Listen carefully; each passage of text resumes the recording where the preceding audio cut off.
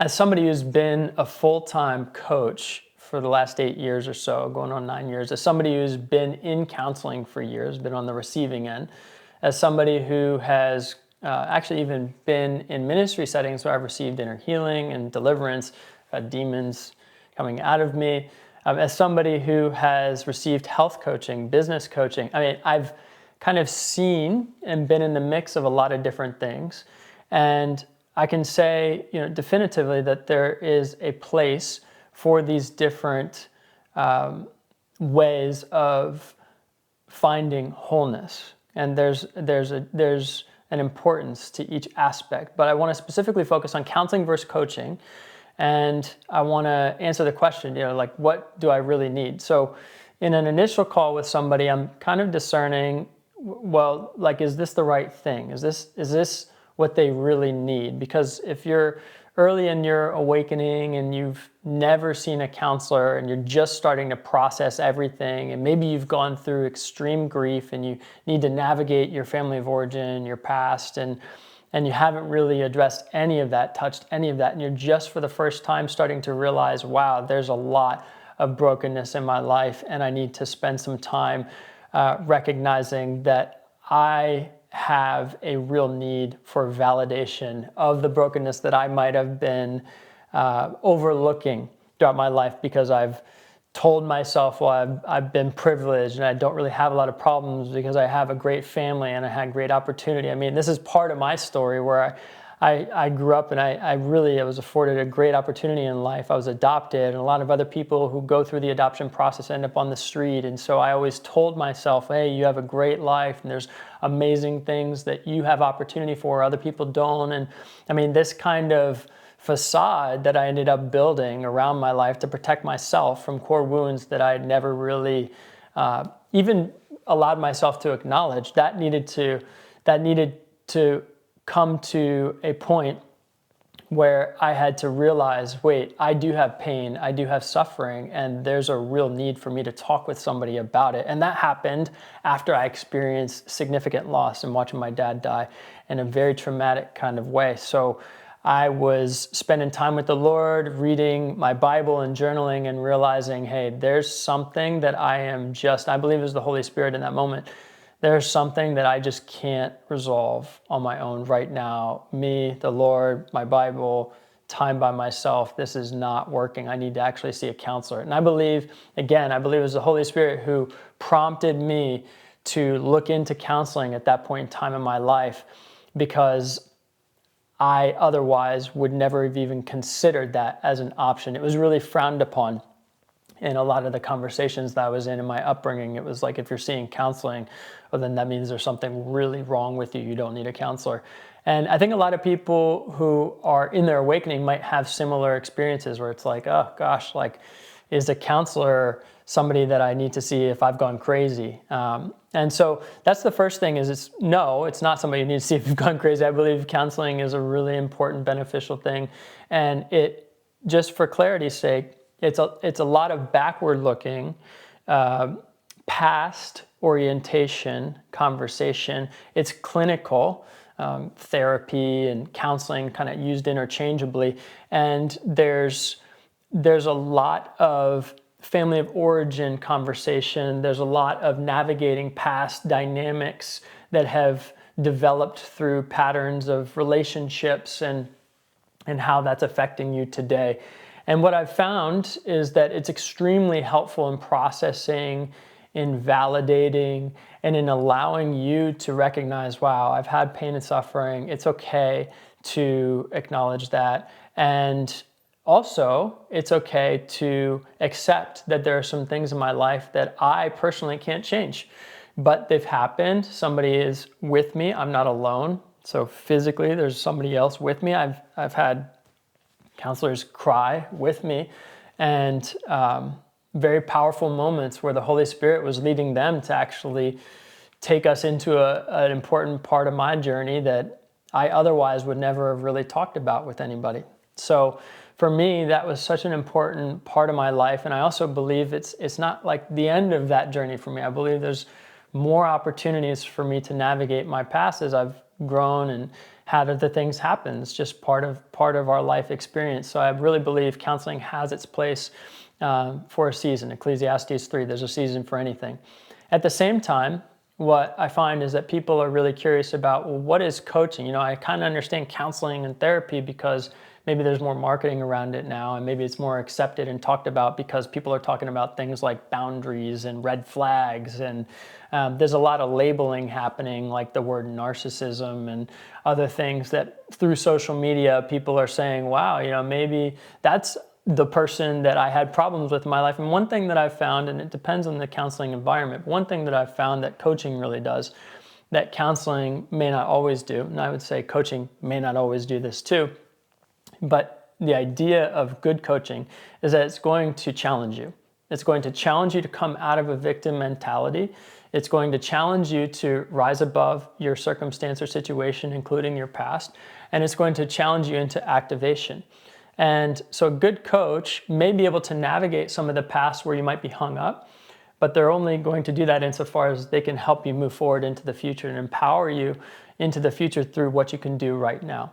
And for me, a lot of what I'm doing with clients, and this wasn't something that I preconceived, I'm going to go do coaching, this is how it's going to look. It was actually just something that happened as I was just operating out of my natural gifting.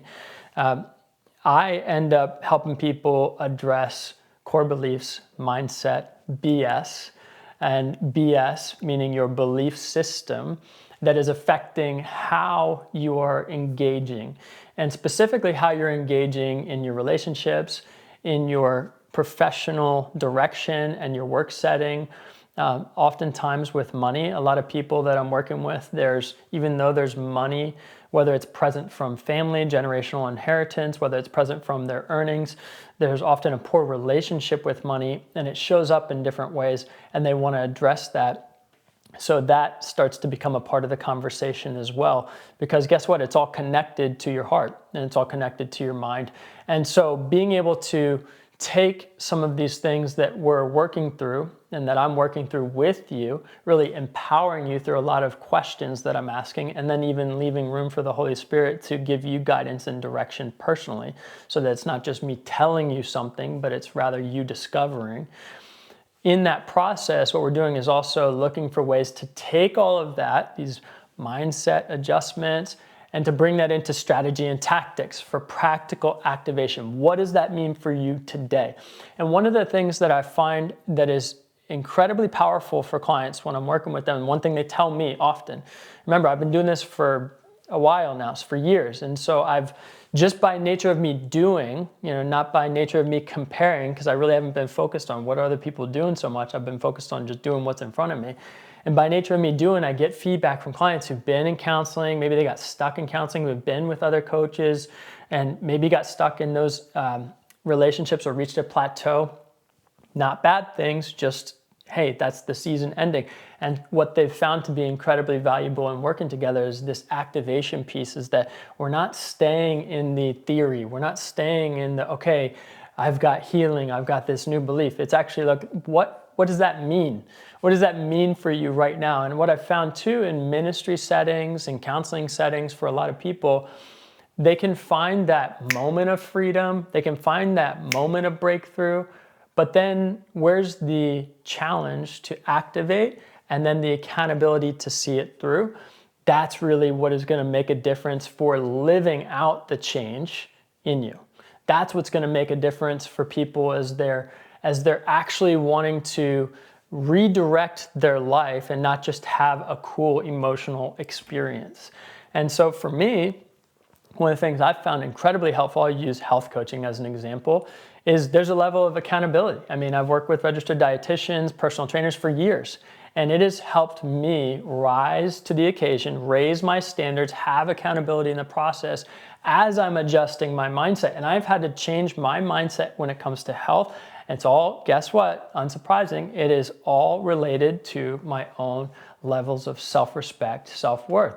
And as I've had to adjust my mindset and through good coaching, I've actually been able to change the way that I talk to myself, the way that I have what I would call my automatic thoughts, my voice that I hear inside my head. I'm not talking the Holy Spirit, I'm talking about my own voice. That voice that I hear inside my head is now not so dictated by the dominating voice is not dictated by all this negative self-talk. It's actually really positive and it's unforced.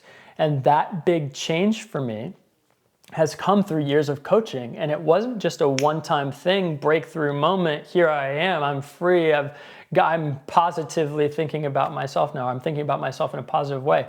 And I have higher self-esteem and I can go do anything. No, it actually came through a lot of reps, a lot of repetition, a lot of reinforcement. Normally you have to hear things more than once. And one of the things that I find to be incredibly helpful for me on the receiving end of coaching, for example, whether it's business coaching, whether it's health coaching, whether it's life coaching, whether it's whatever you want to call it, I find it to be incredibly helpful to have that constant reinforcement where there's a mentor-like figure, somebody who's walked the journey before you, because those are the people I normally gravitate to. And they're actually saying, hey, that mindset or that understanding, I'm not going to necessarily call it out, but I can at least show you this is what you're saying. And for me, in the coaching that I'm doing, that's often how I do it too, where I'm holding up the mirror and I'm going, hey, what do you see? Right? And if you're able to identify for yourself, wait, oh my gosh, that's what I'm doing there. It's amazing how quickly you can change a pattern that's been leading you to dysfunction that you'd otherwise just kind of stay stuck in if somebody didn't challenge you, if somebody wasn't afraid to highlight it to you and say, hey, if you really care about change, I'm going to challenge you to observe what you're saying. And when you do that, and when you're able to really respond in a way where you're not offended, you're not taking it personally, you're saying, wait, okay, this is for actually my development to become the person God's made me to be, you start changing the way you behave and interact and the decisions that you're making on a daily basis. I see this over and over and over again with people. So one of the benefits that I see in terms of coaching is that regular repetition with somebody who's challenging you and challenging you in a way to come out of that time of validation and into the time of, okay, I'm grateful for that experience. Even if it was painful, here's what the Lord wanted to show me about it. I'm working through that healing process. It doesn't have to be, I'm healed, so now I can do anything. It can be, I'm healing and it's a journey. Let's continue moving. And in that process, these are the things I can be doing. So for me, that's been really helpful in navigating, the differences between counseling and coaching. The last thing I'd add, I guess, for anybody who's considering, where they are on the journey is that there's a real place for pastoral care. There's a real place for ministry. And a lot of times what people might say they're looking for in coaching, they might be able to find in their church group setting, their small group setting. And I would say there's absolutely a place for a small group, for church, for the community that you can have there, and the pastoral care even. I know that some people find that to be incredibly helpful when they have a really good relationship with the pastor that they can go to and they really trust and they're a healthy pastor.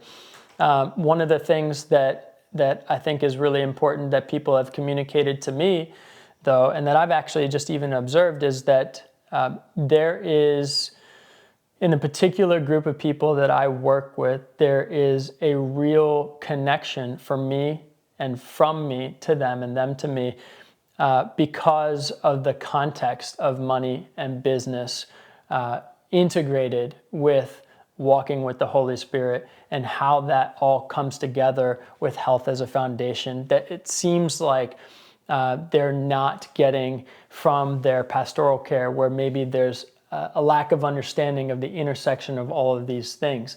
And so that's not for everybody.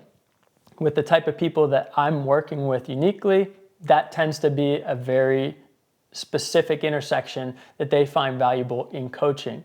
But like I said, Ecclesiastes 3, there's a season for everything. I really believe there's a place for counseling, a place for ministry, a place for coaching.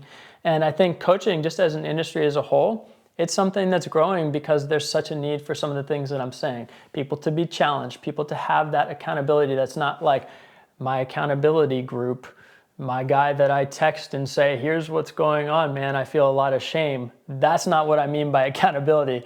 I'm talking about somebody who calls you up, not calls you out, somebody who is leading you by actually walking the journey, albeit imperfectly, but pointing you back to Jesus in the process and saying, hey, here's what you can be focused on. Here's how it looks foundationally, based on, don't look at me, look at what God is doing, look at what God says, look at where God's leading you. And I can't tell you how many conversations where I'm actually going, hey, let's see what the Holy Spirit is saying. To have somebody who can kind of point you back in that direction and keep you grounded while still keeping you accountable and challenging you. Those kinds of dynamics in a relationship are things that people are often looking for but don't even know how to say it. So if you're the type of person who's kind of wavering, counseling, coaching, ministry setting, what do I do? Where do I go? I'm not sure about all the three. I mean, I've pointed people in the opposite direction of coaching when I've gotten on the phone with them in that first call, because I've just known, wow, you're like in an extreme period of grief. That is not what I do specifically. There are people out there who deal with that. And maybe here's a couple resources that you can start with. Keep going, keep doing what you're doing to move forward. And then there are other people where it's like, hey, I am looking for direction. I'm looking for clarity. I'm ready for change. I know that I have blind spots. I value coaching. I grew up as an athlete. I understand how coaches function and operate just in a different setting. And I know that there's some opportunity for me, and you love the Lord, and and I've heard some of the things that you're saying, and it really resonates, and your journey resonates with me, leaving Wall Street, navigating entrepreneurship, and having to navigate some of these things, whether it's health and money and relationships. So they know specifically, hey, that actually there's alignment, and I can pretty quickly identify whether I can help them or not in that first type of conversation. And I'm happy to provide resources to people if I can, The last thing I'll say, I've already said the last thing I'll say probably once or twice already, but just as it comes to me, I really do want to share with you, so it can be helpful if you're in this process of just trying to figure out where do you go. Don't overthink it. Don't overthink it. If you have a sense that you need to head in a direction, talk with somebody and get to know if that's the right fit, if there's alignment. If it's not, move on. If it is, move forward. And it can be as simple as that. But what I found is that a lot of people overthink this type of thing. It's very much a mutual fit type of conversation for anyone and anything. And I would really encourage you to think of it that way. It's not just you to them to you. It should be mutual. But I will also say that there are a lot of people who don't know how to ask the right questions, whether they're a counselor, whether they're a coach or somebody else, in terms of knowing if it's the right fit for you. So what I would encourage you to do is the person on the other end of the conversation that you're having, they need to be able to ask you some questions to be able to identify for them if they think it's a good fit too, if you're in the right place. And if they can't do that, I would say that's a good signal that maybe you're not in the place that might be the most mutually beneficial. So you always want to be kind of discerning. Is this person asking me questions to understand if it's a good fit? Can they really explain the problems that I'm experiencing, the challenges I'm experiencing, and how they've worked with people through them? Those are some signals that you want to be paying attention to. And, counseling, coaching, ministry, any of these things, personal growth, they're available to help you. I would really encourage you to stay aligned in values with whoever you work with at whatever point in the journey that you're on. Again, a season for everything. And I just hope that this video helps you stay encouraged and motivated to keep going. If there's ever anything that I can do, if you ever want to have a one-on-one conversation based on things that you're hearing and that are resonating, I'll make sure to leave a link so that we can schedule time, either you and I or you with my team, to talk and see if coaching is a good opportunity.